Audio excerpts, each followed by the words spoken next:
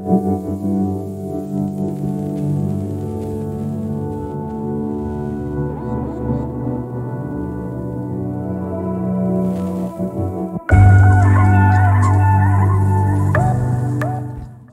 roi avait pour fils unique un jeune prince courageux, habile et intelligent.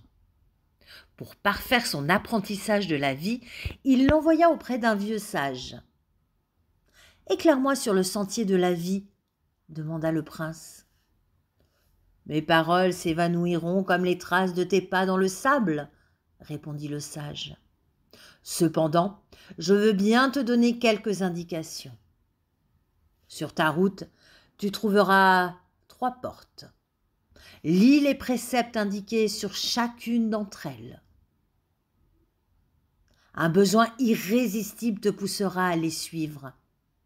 Ne cherche pas à t'en détourner, car tu serais condamné à revivre sans cesse ce que tu aurais fui. Je ne puis t'en dire plus. Tu dois éprouver tout cela dans ton cœur et dans ta chair.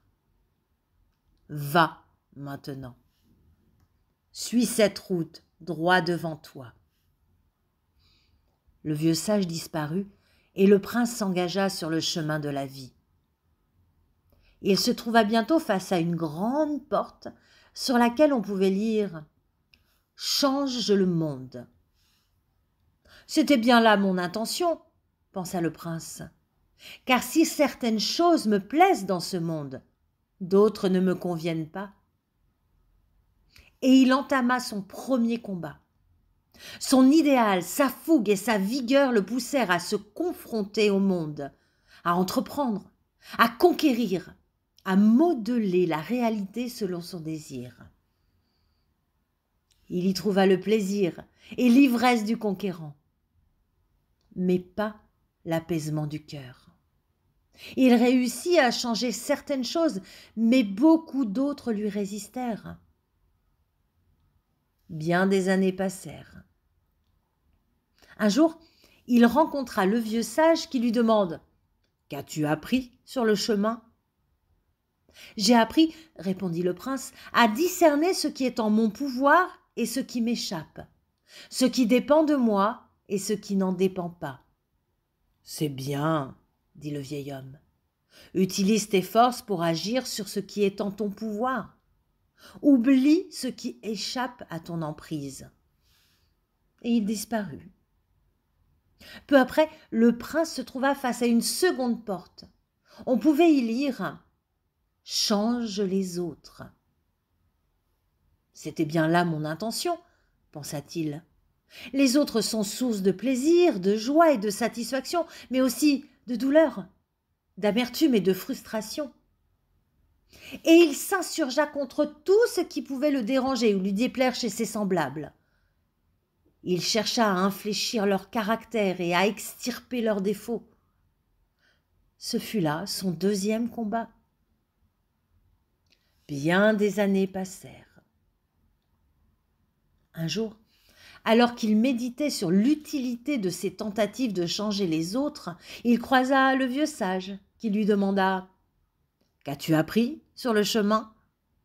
« J'ai appris, » répondit le prince, « que les autres ne sont pas la cause ou la source de mes joies et de mes peines, de mes satisfactions et de mes déboires.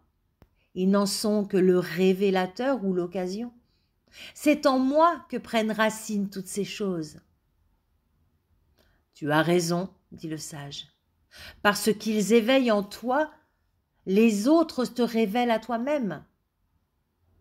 Sois reconnaissant envers ceux qui font vibrer en toi joie et plaisir, mais sois-le aussi envers ceux qui font naître en toi souffrance ou frustration.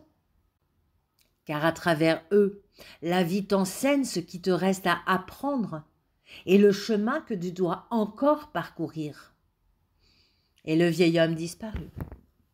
Peu après, le prince arriva devant une porte où figuraient ces mots « Change-toi toi-même. » Si je suis moi-même la cause de mes problèmes, c'est bien ce qui me reste à faire, se dit-il. Et il entama son troisième combat. Il chercha à infléchir son caractère, à combattre ses imperfections, à supprimer ses défauts, à changer tout ce qui ne lui plaisait pas en lui, tout ce qui ne correspondait pas à son idéal. Après bien des années de ce combat, il connut quelques succès, mais aussi des échecs et des résistances. Le prince rencontra le sage qui lui demanda « Qu'as-tu appris sur le chemin ?»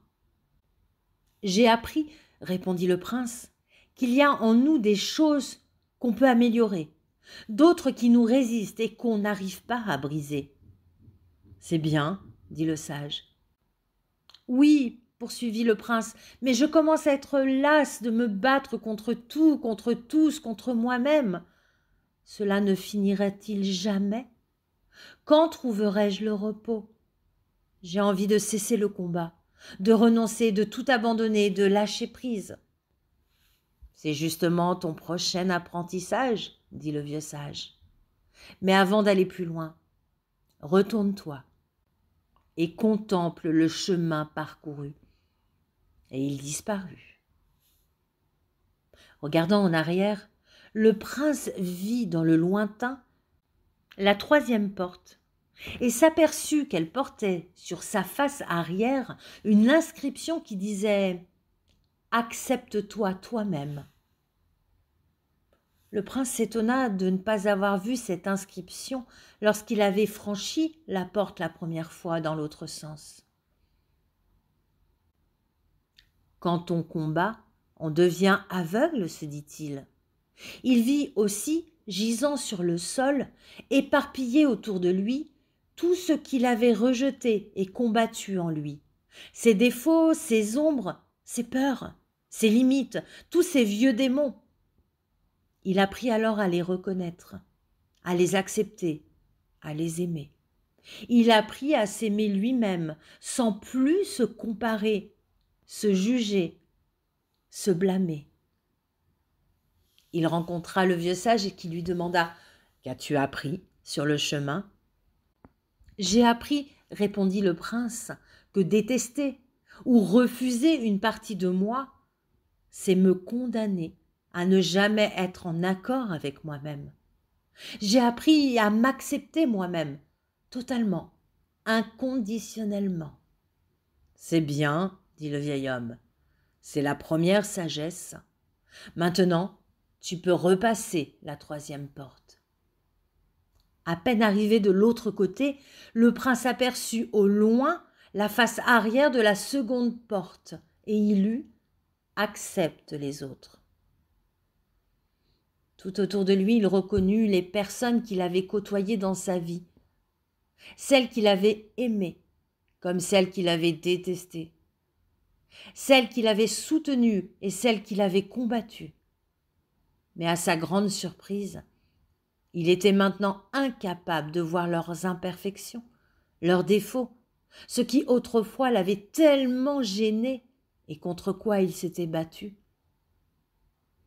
Il rencontra à nouveau le vieux sage. « Qu'as-tu appris sur le chemin ?» demanda ce dernier.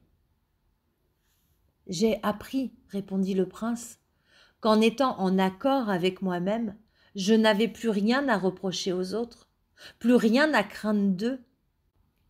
J'ai appris à accepter et à aimer les autres totalement, inconditionnellement. »« Eh bien, dit le vieux sage, c'est la seconde sagesse.